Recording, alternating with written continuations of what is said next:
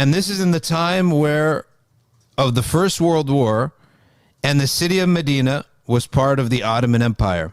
The Ottoman Empire joined the war with these Central Powers. Okay. In an attempt to weaken the Ottoman Empire, the Allies, okay, which is the French and the British, right? Who did they side with? They created the Arab Revolt. They used the grievances. They created grievances, exaggerated grievances, and the Ottomans weren't perfect at that time. Probably had some real grievances. And they provoked the Arab Revolt. And the Arab Revolt was led by a Sharif Hussein of Mecca. Unfortunately, a member of Ahl al-Bayt here is the antagonist. And the traitor of the Ummah, really. It's pretty sad. And he's the future progenitor. He is the future head of the nation of Jordan. They gave him as a consolation prize. He was the Sharif of Mecca. See, here's the thing. He plotted against the Ottomans. They used him to plot against the Ottomans. When they didn't want him later on, when the Saudis came up, and they preferred that, they bumped him off.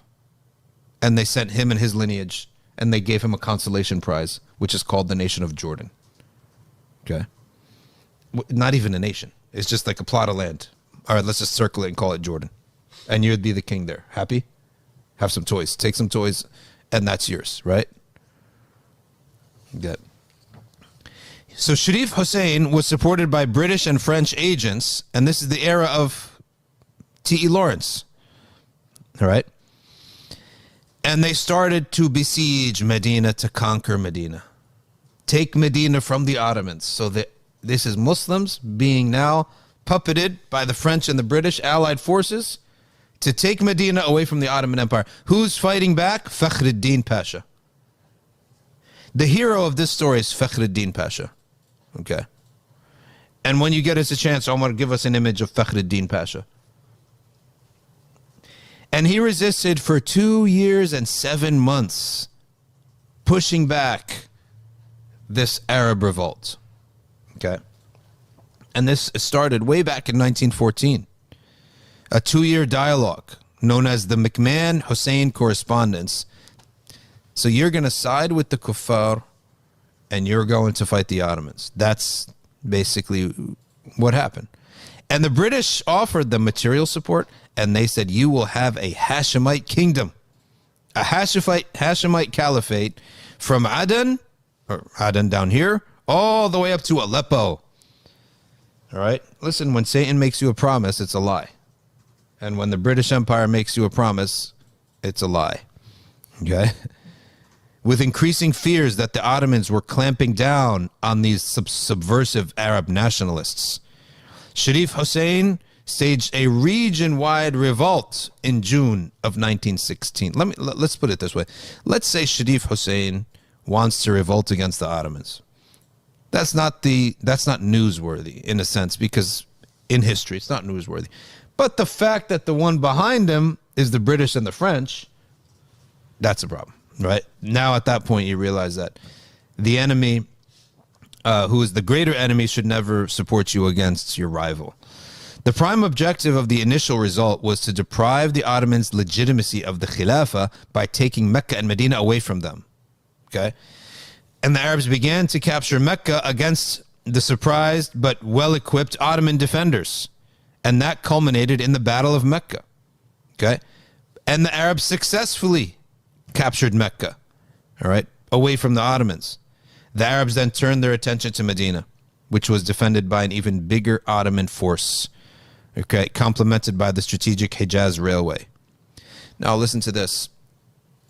Do you want to know why the Arab world is in khizy, in humiliation? Is there one country in the Arab world that you say, I'm proud, this is an Arab country, right? Or all of them are worse than the other in some way, shape, and form? No, it's not to say that you can't go have a good time in Egypt, that there are not some great things happening. Jordan is a very peaceful place, right? It's always, when you never hear of drama coming out of Jordan, there's a lot of great things happening in Jordan.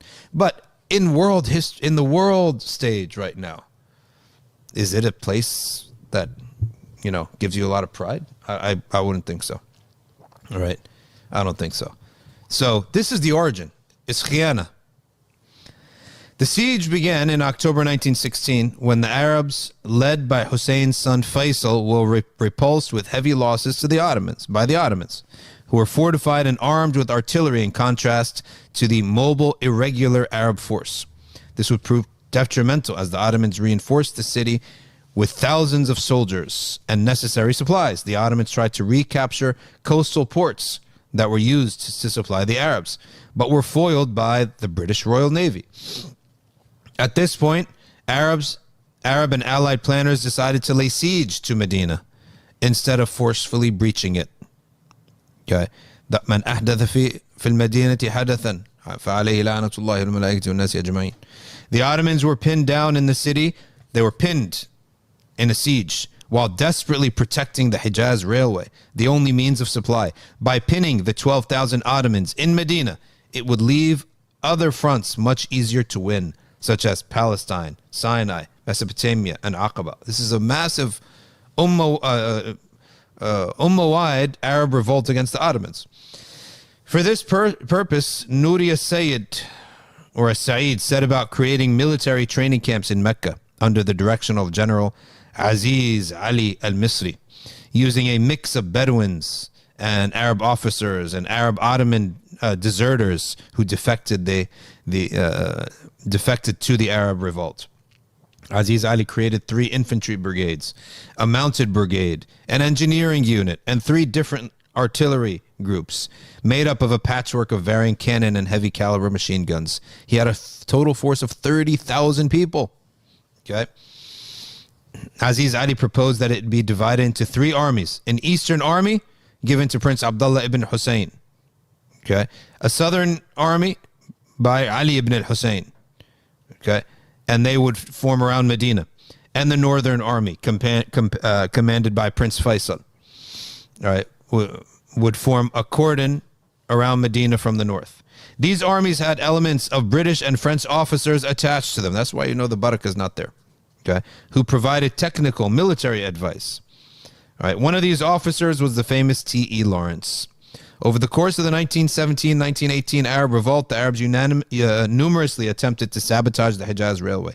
Ottoman garrisons of the isolated small train stations withstood the continuous night attacks and secured the tracks against increasing number of strikes. There were 130 major attacks in 1917 and hundreds in 1918, including exploding more than 300 bombs on April 30th, 1918. The Arabs aided the British wherever they could. Their efforts paved the way for the British annexation of the Levant. Fools. With the resignation of the Ottoman Empire from the war, with the armistice of Mudros between the Ottoman Empire and the Entente on the 30th of October 1918, it was expected that Fakhri Pasha would also surrender. But he refused, and he did not surrender even after the war, despite pleas and orders from the Ottoman Sultan. Okay? And here it is. This is where this thing becomes sacred, and it becomes part of our spiritual history. After the war, Fakhri Pasha was walking in the middle of the night, depressed, anxious, not knowing what to do now that he had lost support of the Sultan. He sat down by one of the homes in Medina and leaned his head on the wall and thereupon fell asleep. He reported then that he saw a vision of the Prophet sallallahu alaihi wasallam. The Prophet sallallahu alaihi wasallam reached his hand out. Fakhri Pasha took his hand. The Prophet lifted him up. And he said, "Follow me." He walked with the Prophet 3 steps and the dream ended. Fakhri Pasha began then wondering on the meaning of this dream. And he realized the meaning of this dream is that he now reports directly to the Prophet ﷺ, meaning that he is no longer reporting to the Ottoman Sultan, and he now works directly for the cause of the Prophet ﷺ. This renewed his vigor, and he was able to hold out without any Ottoman support against the British and the French in the Arab Revolt for 2 to 3 more months. Okay. 2 to 3 more months he was able to hold out on his own. Okay.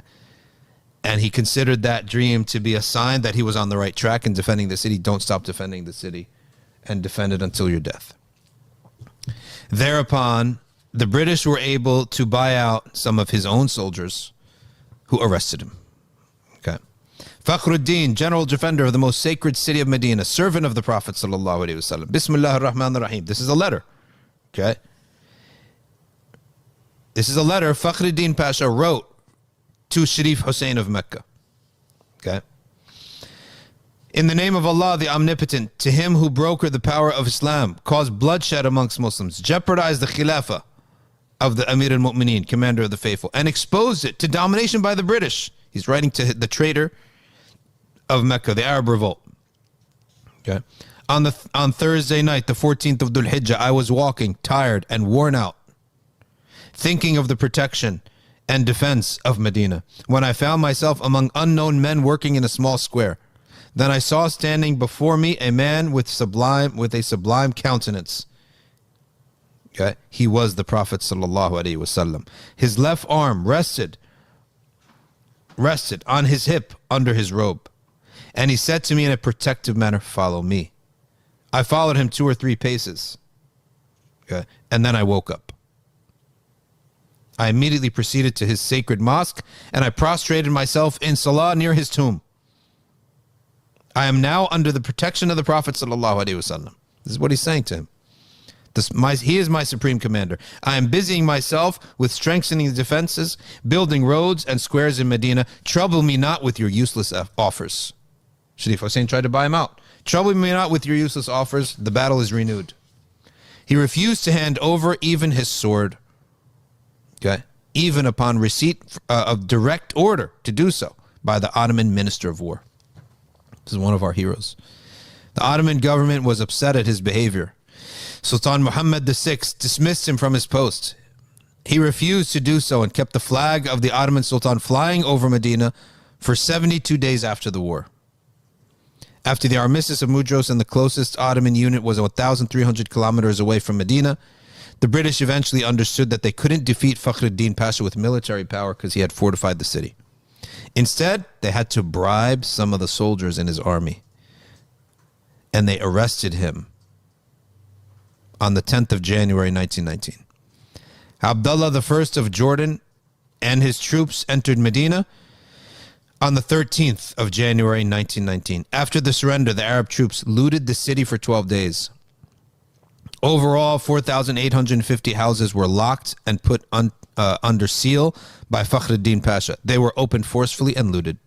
About 8,000 men of Turkish garrisons were evacuated to Egypt after their surrender. Besides the evacuated, some died of disease and others dispersed from their own into various areas. The weapons and ammunition were left to the besiegers. So, Arab Revolt went against the Ottomans, used by the British, and what happens to you? What does the Prophet ﷺ say? Whoever digs a ditch for his brother, he falls into it. There's an ancient Arab saying. Yamkurun wa yamkurullah. So give it 4 or 5 years, and they're going to find a better stooge. They don't want the sophisticated Hijazi people to rule. Let's get the Najdis and the Saudi, King Abdul Aziz bin Saud, and boom, you guys came in 1919, and you're going to be out by 1926 by the British. These people are betrayers, right? That's all they know how to do. And it's good that the legacy of this betrayal by some members of Ahlul Bayt was short-lived, so that history can't remember much of it, and most people don't even know about it. So that they don't go down in history and have a whole empire now based upon treachery. No, kafara of their sins right away. Because even the murtakib al-kaba'ir, if he is Ahlul Bayt, you should hope that they get expunged, their sins expunged, and they show up on the Day of Judgment and meet their grandfather, the Messenger sallallahu alaihi wasallam, having faced their punishments in this world. So I'm actually interested to see how did the Arab. Hey, could you look this up for me? How did the Arab Revolt end?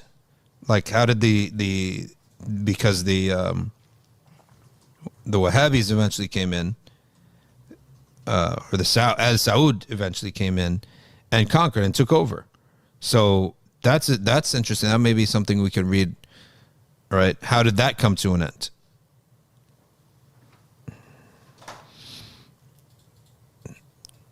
Khiyana begets khiyana. If you're a traitor, you're going to attract a traitor to yourself. If you're in such a spot that the Ottomans fought against by the Arabs itself, yeah. What is the ruling on you as an individual? For doing what? Do you just stay silent, or do you support the Ottomans in that case? Rebellion is, in general, almost always forbidden. Rebellion is like almost always forbidden. You fight against the rebellion. It doesn't mean you always support the. It doesn't always. It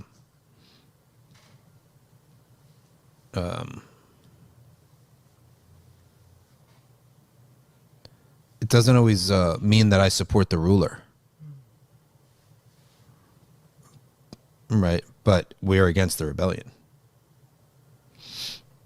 All right, let's go to the Q&A. What do we got here?